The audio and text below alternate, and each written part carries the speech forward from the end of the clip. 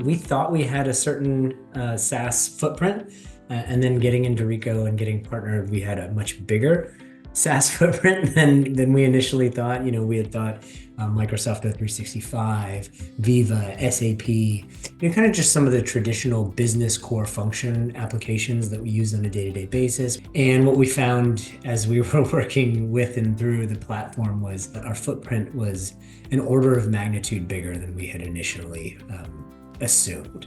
As you scale up and scale out, you don't necessarily have the infrastructure or the pieces in place, the people and the processes in place to support that growth per se. When you go in there and you see passwords haven't expired, or a user in Veeva was created 3 years ago and was never decommissioned, you're just like, this is 101 level stuff.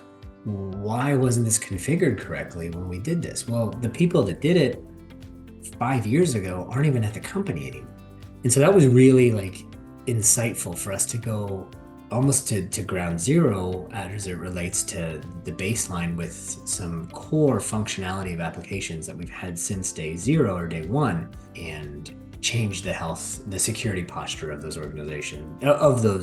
functions within our organization. It has certainly given me the ability to reduce our attack surface area, right? I can pull back where I thought we were, where I thought we were, from a SaaS standpoint. As we're going through this continued growth, we've got a handle on, or a much better handle on what's happening by way of the SaaS applications and the SaaS deployments of our technology users.